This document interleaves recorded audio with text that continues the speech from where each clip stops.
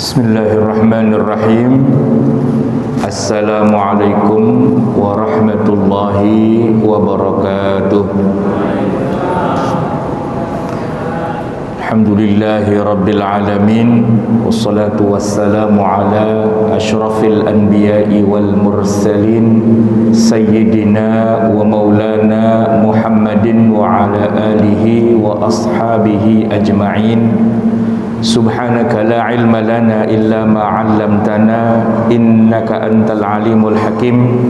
Rabbi shrah li sadri wa yassir li amri wahlul 'uqdatan min lisani yafqahu qawli, amma ba'du. Hadirin jamaah Majelis Taklim Darul Muqarrabin yang dirahmati Allah, malam hari ini kita akan membahas bab yang paling akhir dari buku kita, yaitu fikih pernikahan. Ada pada halaman 435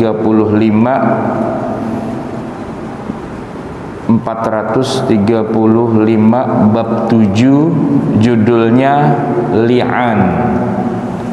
Ini adalah judul terakhir. Jadi setelah ini kita sudah nggak pakai kitab ini lagi, berganti dengan yang lain.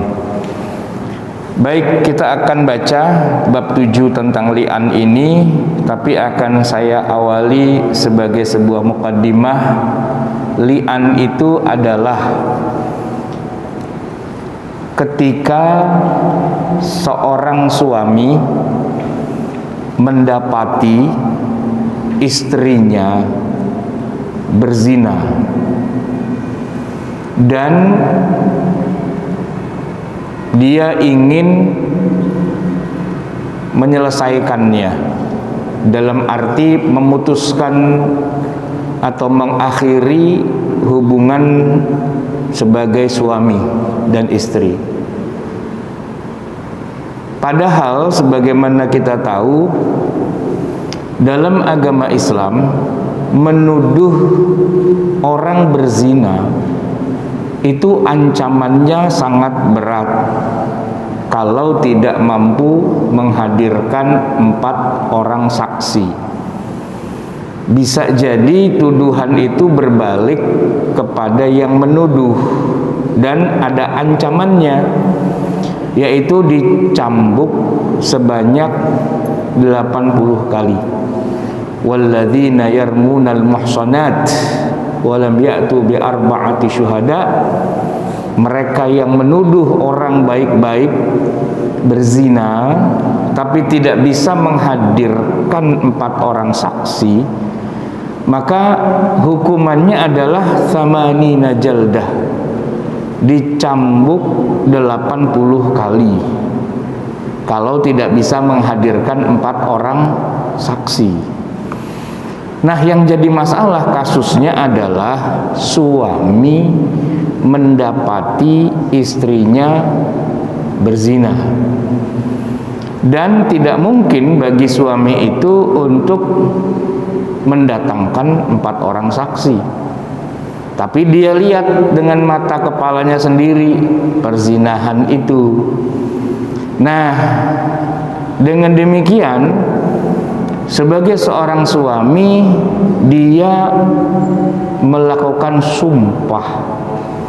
Dia bersumpah di hadapan hakim bahwa apa yang dilihatnya itu memang benar-benar kejadian. Dan sumpahnya itulah yang akan kita bahas, yang disebut dengan li'an. Jadi li'an ini punya 2 sisi. Di sisi yang pertama adalah bentuk untuk melepaskan istri dari hubungan suami istri, mengurai ikatan pernikahan. Yang kedua, untuk menyelamatkan si suami dari ancaman hukuman menuduh orang berzina karena tidak bisa menghadirkan 4 orang saksi. Cukup dia dengan melakukan sumpah di hadapan hakim dan otomatis dia tidak perlu menghadirkan 4 orang saksi, cukup dia lakukan itu. Dan karena li'an ini sifatnya tuduhan, yang dituduh adalah istrinya, nah maka istrinya pun punya hak untuk menolak tuduhan dari suaminya. Dan kemudian prosesnya si istri yang dituduh oleh suaminya berzina itu juga melakukan sumpah di hadapan pengadilan. Jadi suami bersumpah tentang tuduhannya itu benar, dan istri bersumpah untuk menolak tuduhan itu. Sumpah dan sumpah, maka istilahnya menjadi saling menyumpahi, saling bersumpah, yang kemudian disebut dengan istilah mula'anah, saling melaknat. Itu yang sebagai muqaddimah, ya. Sekarang kita baca Bismillahirrahmanirrahim. A. Pengertian satu bahasa. Kata li'an dalam bentuk masdar dari fi'il madhi la'ana. Akar katanya dari al-la'nu yang maknanya tergantung pelakunya. Kalau pelakunya Allah Subhanahu wa taala, maka maknanya adalah at-tardu, yaitu penolakan, dan al-ib'ad, yaitu penjauhan. Sedangkan kalau pelakunya manusia, maknanya adalah as-sabbu, yang berarti memaki atau mencaci. Dalam terjemahan bahasa Indonesia umumnya, kata li'an atau laknat ini kita tidak punya padanan katanya, ya, sehingga ditulis apa adanya, yaitu laknat. Padahal itu bahasa Arab. Al-laknatu itu bahasa Arab. Demikian juga dengan istilah li'an, kita tidak menemukan padanan kata yang sesuai dengan istilah bahasa Arabnya. Nah, jadi ya udah kita tulis aja judulnya li'an atau laknat. Nah, itu secara bahasa. Sedangkan secara istilah, ya, para ulama di masing-masing mazhab punya ta'rif yang berbeda. Mazhab Hanafi dan Hambali definisinya sama tentang li'an, syahadatun tajri bainaz zaujaini muakkadatun bil aimani makrunatun bil la'ni min janibiz zauji wa bil ghadab min janibiz zaujah. Kesaksian, syahadat, kesaksian yang terjadi antara suami dan istri yang dikuatkan dengan sumpah, muakkadatun, ya, bil aiman, ya, dia bersaksi yang dikuatkan dengan dia sumpah, yang terjadi antara suami dan istri.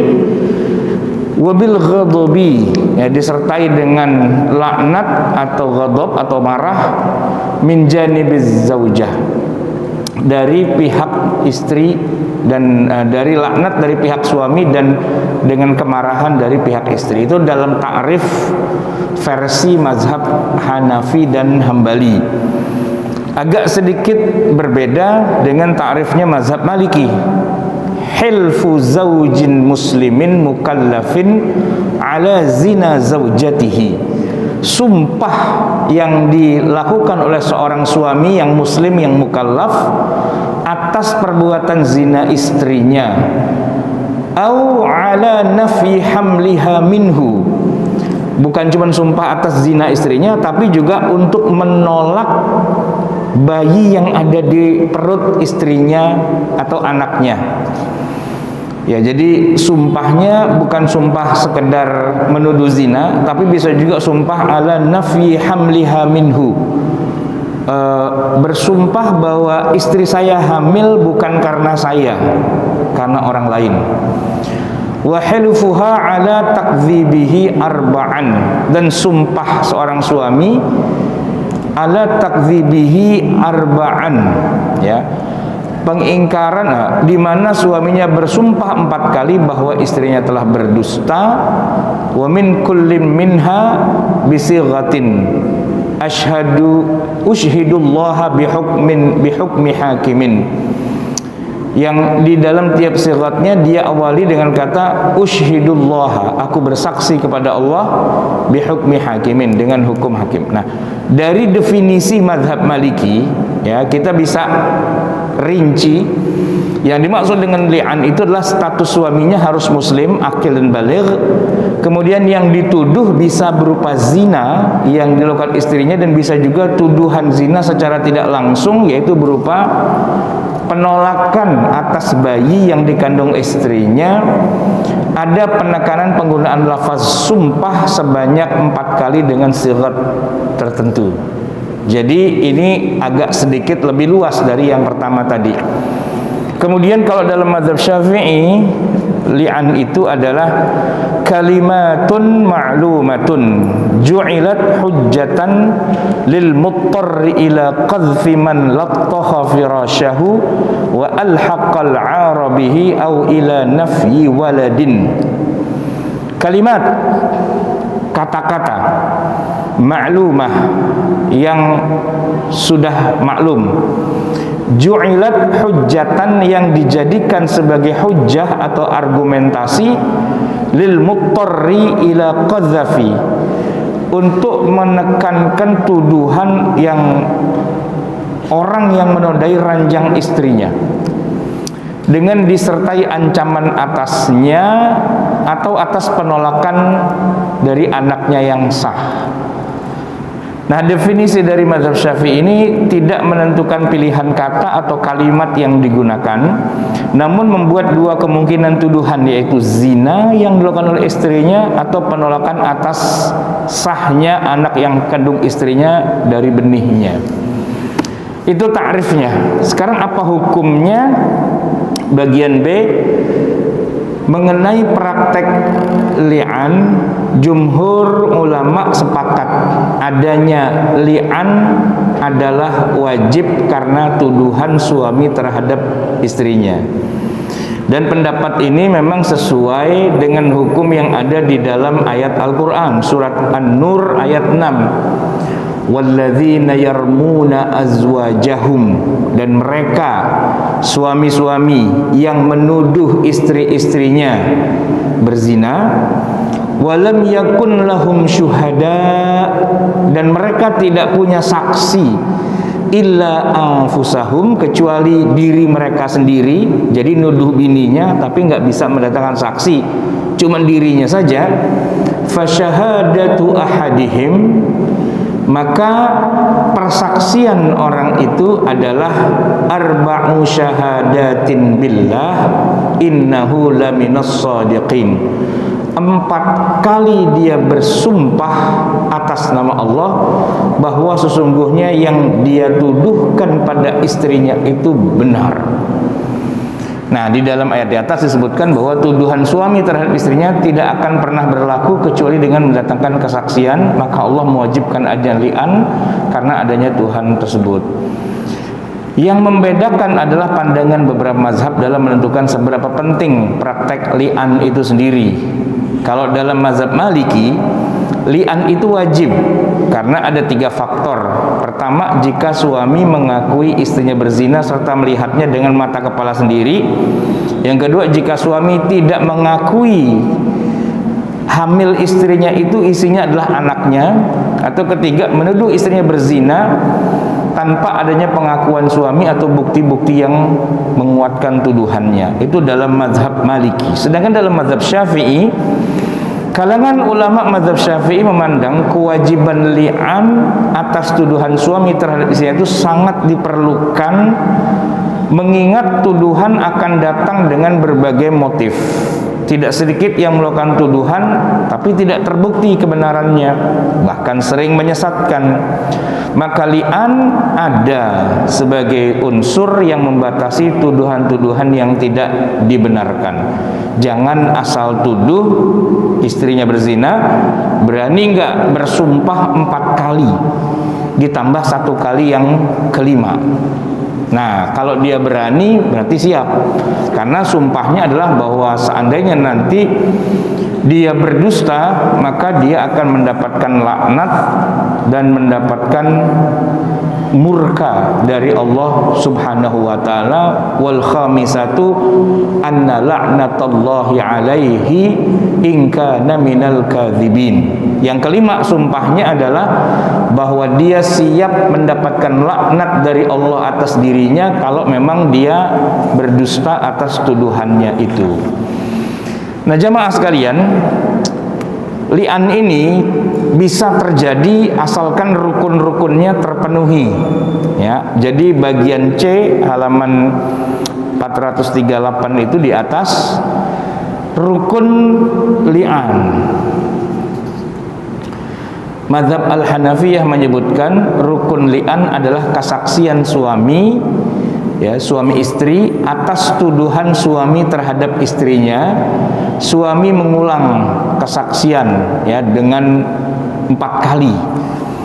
Nah, kemudian Ibnu Juzai Al-Kalbi dalam kitabnya Al-Qawanin Al-Fiqhiyah dari mazhab Maliki menyebutkan bahwa rukun praktek li'an itu ada 4 hal. Yang pertama, ada suami yang menuduh ya.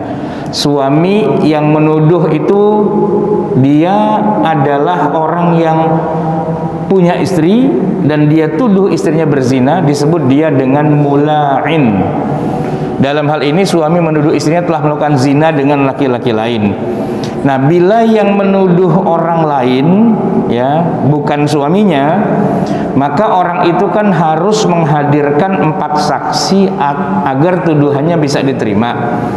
Tanpa adanya saksi, maka orang yang menuduh itu kena hukuman qadzaf, yaitu menuduh tanpa saksi, dan hukumannya 80 kali cambukan. Nah, namun lain ceritanya kalau yang menuduh justru suaminya sendiri langsung, dan dalam hal ini suami tentu tidak mampu kan menghadirkan 4 orang saksi.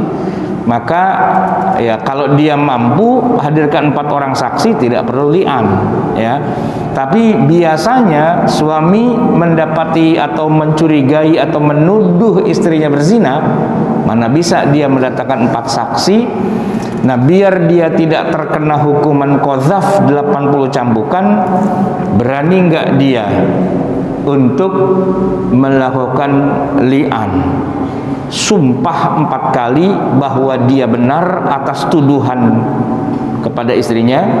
Dan yang kelima, sumpah lagi bahwa kalau dia bohong maka dia dapat laknat dari Allah Subhanahu wa ta'ala. Dengan demikian maka tidak perlu suami yang menuduh istrinya itu mendatangkan saksi 4 orang. Cukup dengan dia bersumpah 4 kali tambah 1 kali. Itu rukun yang pertama, harus ada suami yang menuduh. Nah, rukun yang kedua adalah istri yang dituduh, yang disebut sebagai mula'inah. Nah, dalam hal ini bila suami bisa menjatuhkan tuduhan zina atas dirinya, ada 3 kemungkinan yang terjadi. Pertama, istri mengakui perzinahan yang dilakukannya, dituduh sama suaminya, kamu telah berzina, dan suaminya sumpah 4 kali begitu, dan ternyata istrinya bilang, iya sih memang saya melakukannya, ngaku dia di depan pengadilan. Maka dalam hal ini ikrarnya istri sudah cukup untuk membenarkan tuduhan suami, dan suami tidak perlu melakukan li'an atas istrinya. Nah, jadi gini Pak, suami nuduh istrinya berzina, istrinya nolak, enggak, saya enggak berzina. Oke, kalau kamu nolak, berani enggak kamu ya bawa ke pengadilan? Nanti di pengadilan saya akan bersumpah bahwa saya mengetahui kamu berzina. Itu Pak, kalau istrinya bilang udahlah, gak usah bawa ke pengadilan, saya ngaku aja, ya sudah, berarti tidak usah dili'an di pengadilan karena istrinya sudah ngaku, gitu ya. Itu kemungkinan pertama. Nah, kemungkinan kedua, istri yang dituduh zina tidak mengakui perbuatan zina yang dituduhkan kepadanya. Tapi suami bisa menghadirkan 4 orang saksi, seperti umumnya orang menuduh zina, maka tuduhan dari pihak suami bisa diterima secara hukum. Dalam hal ini suami tidak perlu melakukan li'an kepada istrinya. Kalau ngaku selesai berarti, kalau nggak ngaku datengin 4 saksi. Nah ternyata istri nggak ngaku, suami pun tidak bisa mendatangkan 4 saksi. Gimana jalan tengahnya? Ya dengan li'an. Yang ketiga, suami menjatuhkan tuduhan zina kepada istrinya, namun tidak ada 4 orang saksi dan istri pun tidak mengakui alias menolak tuduhan tersebut, maka jalan yang bisa dilakukan oleh suami adalah melakukan li'an atas istrinya. Nah, apabila istrinya tidak membalas dengan li'an juga, maka istrinya dianggap tidak bisa membuktikan bahwa dirinya itu tidak berzina. Maka apa yang terjadi kalau istrinya tidak berani menjawab sumpahnya lagi dari suaminya? Suami sudah bersumpah nih, istri saya berzina, saya bersumpah dengan nama Allah bahwa saya benar. Itu diucapkan 4 kali. Dan yang terakhir, dan saya bersumpah bahwa laknat Allah jatuh pada saya kalau saya bohong dalam menuduh istri saya. Itu sudah diucapkan sama suami di depan pengadilan.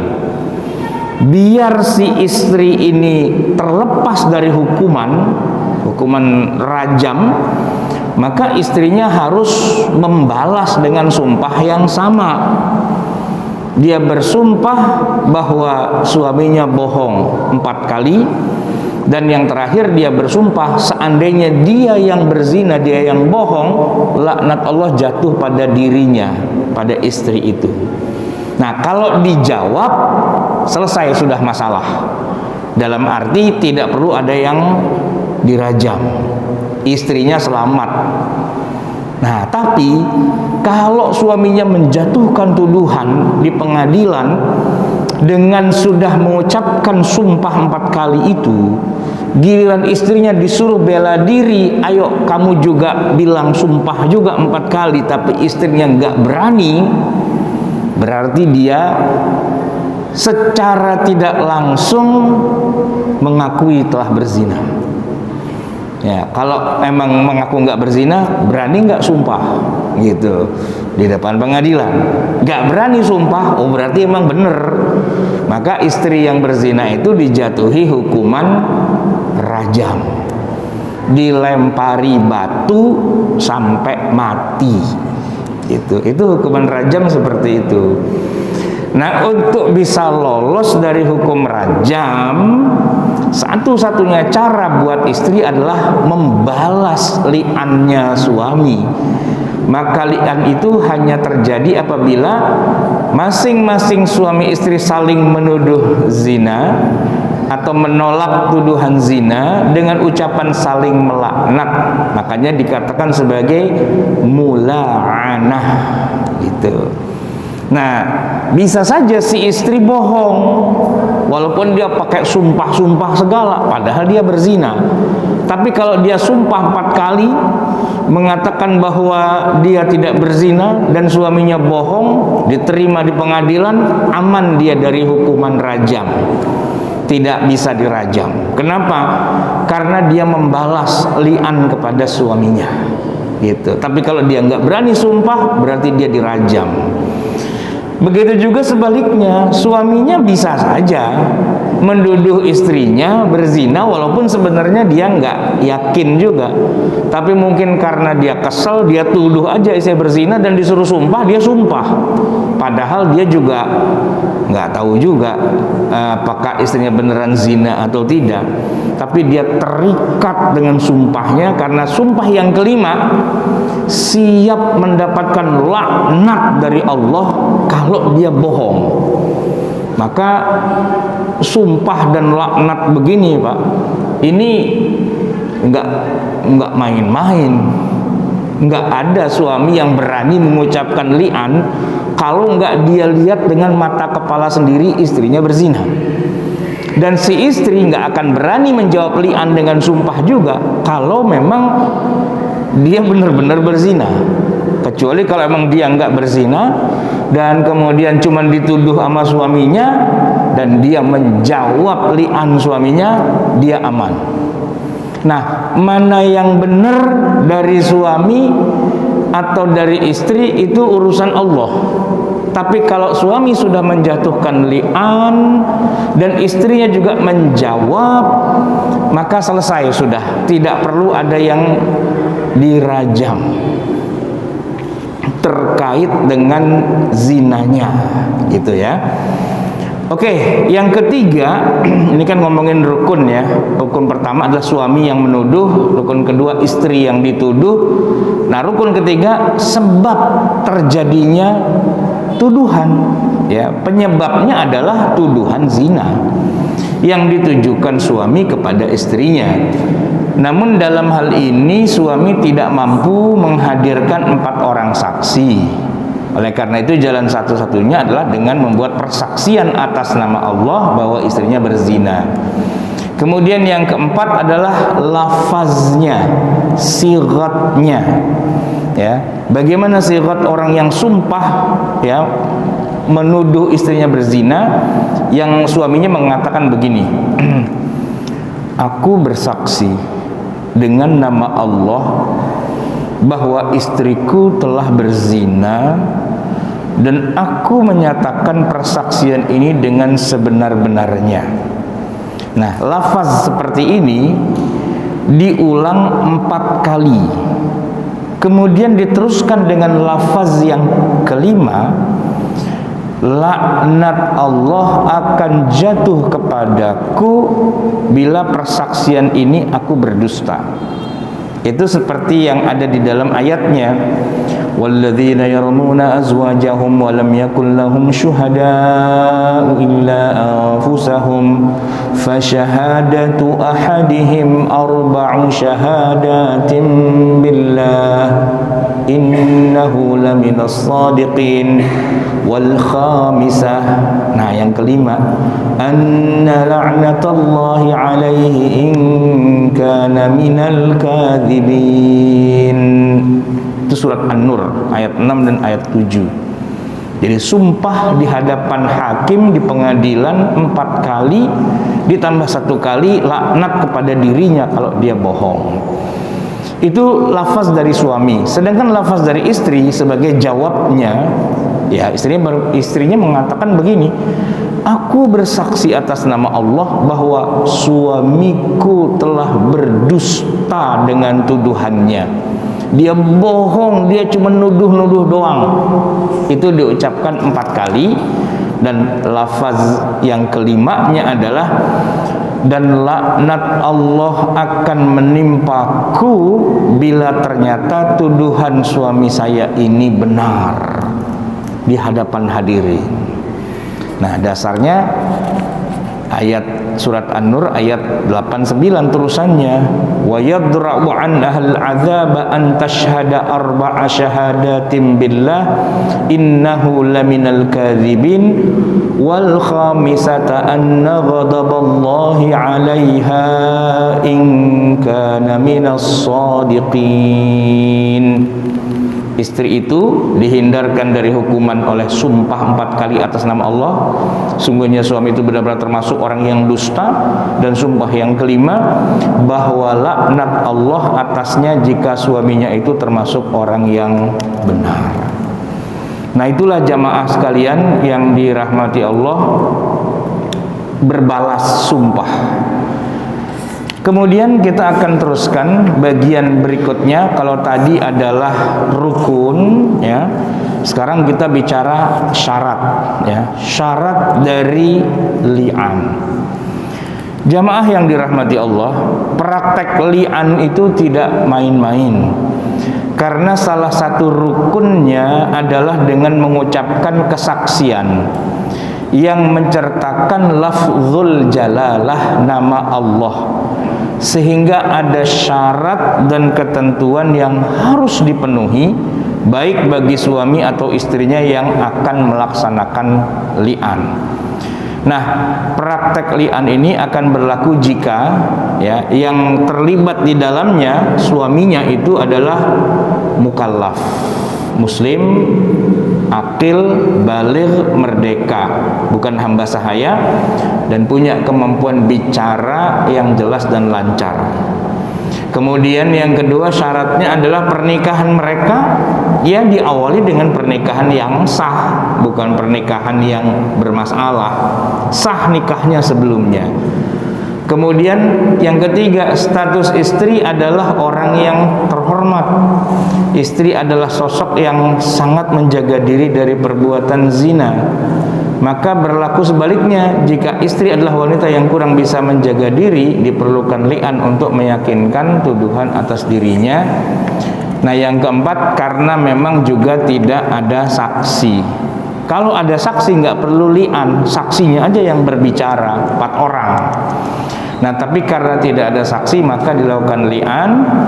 Dan kemudian nomor 5, istrinya mengingkari tuduhan.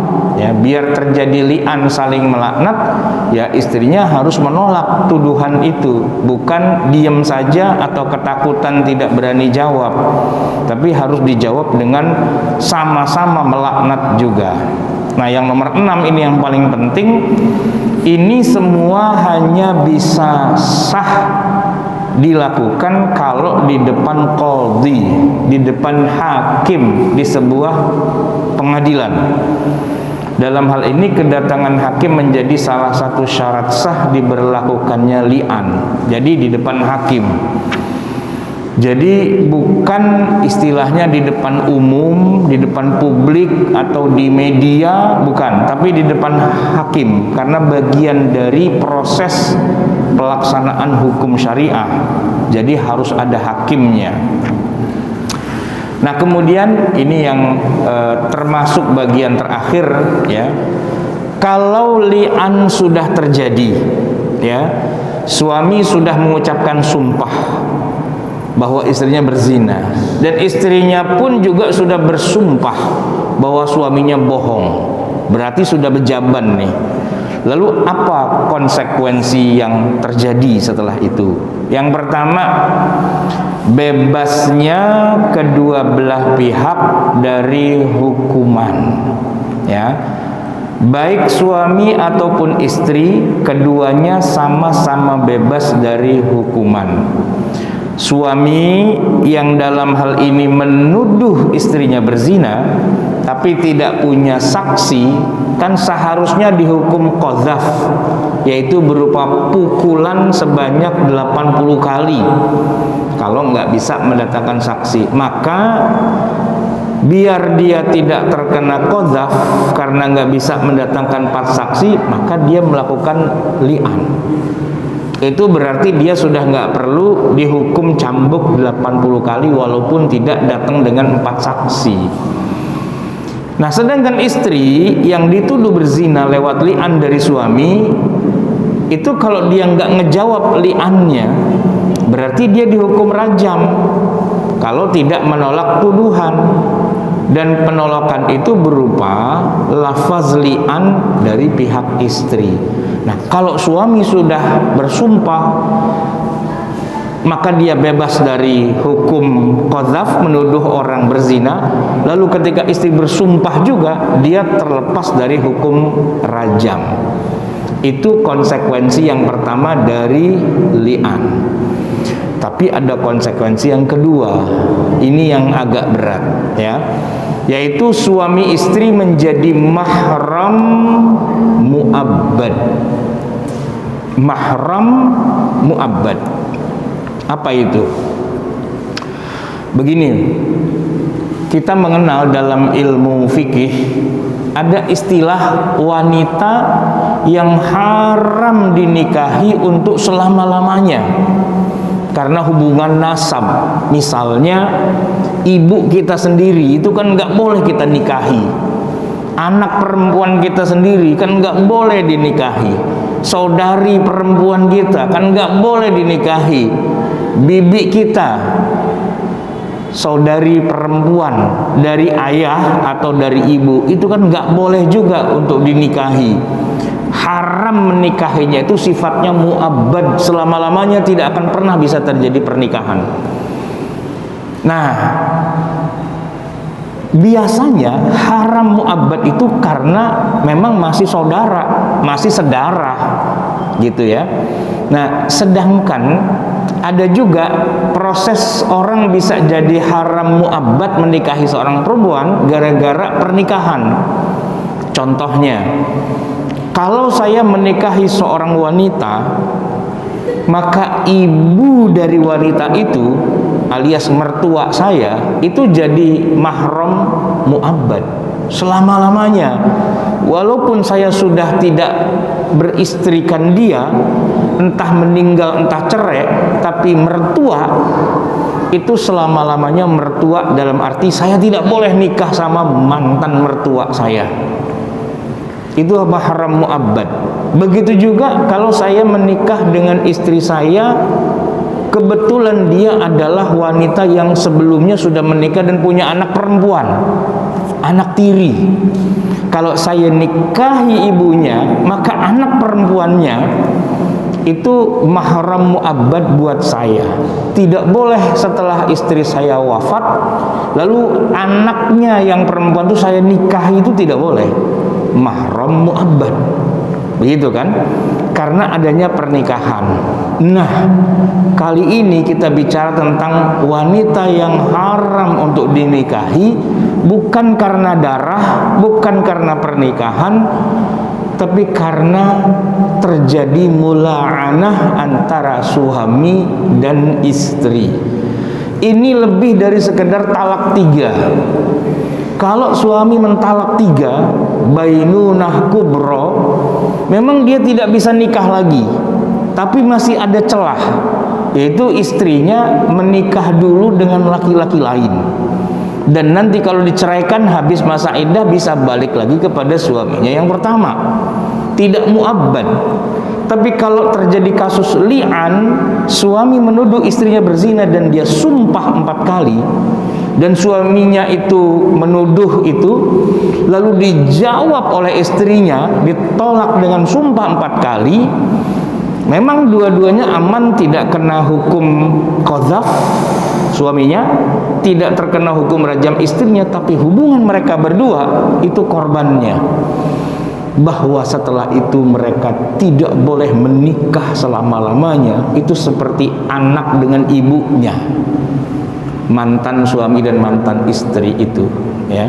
Dalam hal ini jumhur ulama diantaranya mazhab Maliki, Syafi'i, Hambali sepakat apa? Mengatakan bahwa pasangan suami istri yang sudah melakukan li'an itu berpisah untuk selama-lamanya.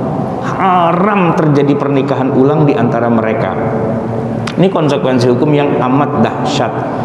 Karena bukan hanya terpisah atau terceraikan dengan sendirinya secara hukum, namun mereka menjadi pasangan yang diharamkan menikah lagi untuk selama-lamanya, dan itu disebut mahram mu'abbad, haram selamanya menikah.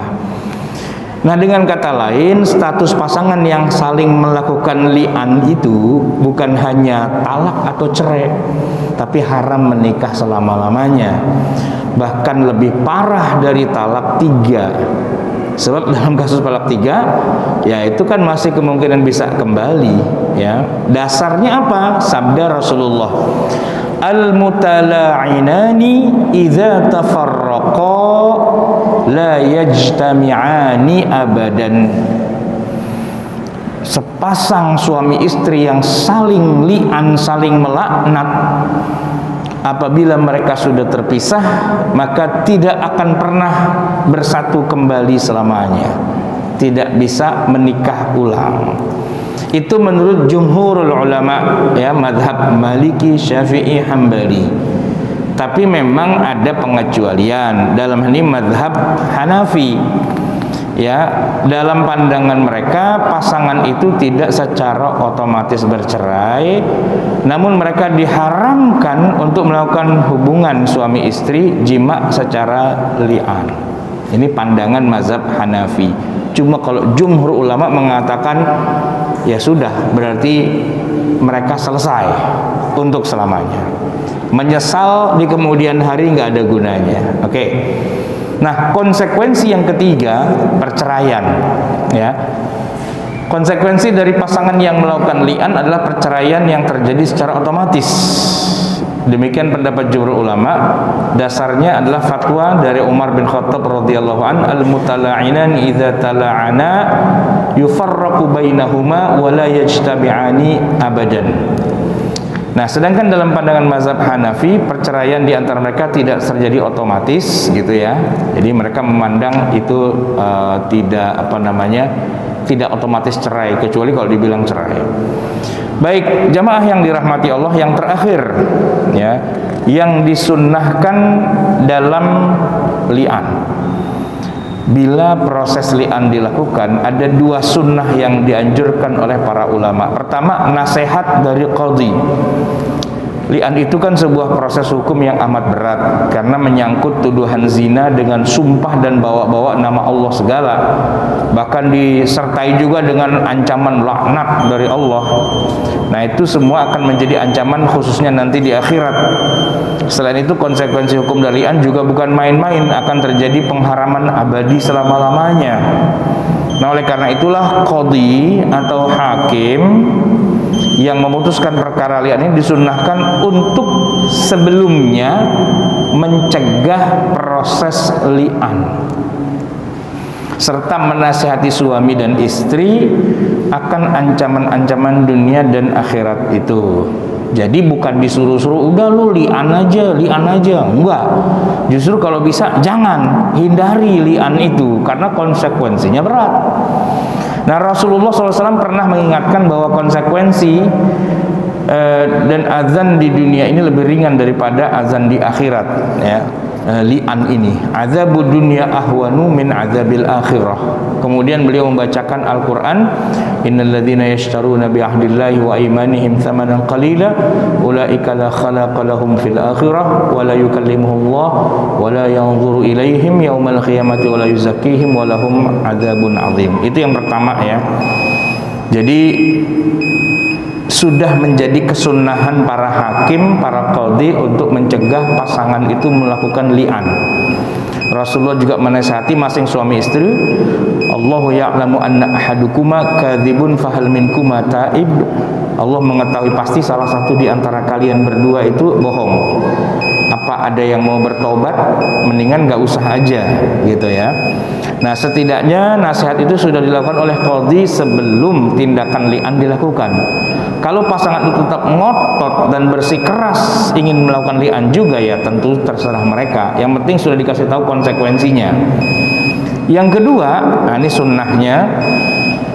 Sunnah yang kedua adalah berdiri ketika melakukan li'an, baik suami ataupun istri. Tujuannya agar li'an yang mereka lakukan bisa disaksikan dan didengar dengan jelas oleh orang banyak, sehingga orang-orang tahu apa yang secara nyata mereka lafazkan. Dan teknisnya pada saat suami membacakan li'an pada istrinya, maka posisi istrinya duduk. Setelah itu waktu giliran istrinya yang membacakan li'an, maka suaminya yang duduk, istrinya berdiri. Ini sunnahnya saja. Sebagaimana kalau ada orang ceramah atau khutbah di luar khutbah Jum'ah, misalnya khutbah Idul Fitri, Idul Adha, tidak harus berdiri sebenarnya, tapi sunnahnya berdiri. Berbeda dengan kita khutbah Jum'ah dalam mazhab Syafi'i, itu wajib berdiri, tidak boleh sambil duduk. Itulah jamaah sekalian yang terkait dengan masalah li'an. Semoga bermanfaat dan kita akhiri sampai di sini. Semoga Allah Subhanahu wa taala memberikan keberkahan dalam hidup kita. Aqulu qauli hadza wa astaghfirullahal azim li wa lakum wa billahi taufik wal hidayah wa lafu minkum. Assalamualaikum warahmatullahi wabarakatuh.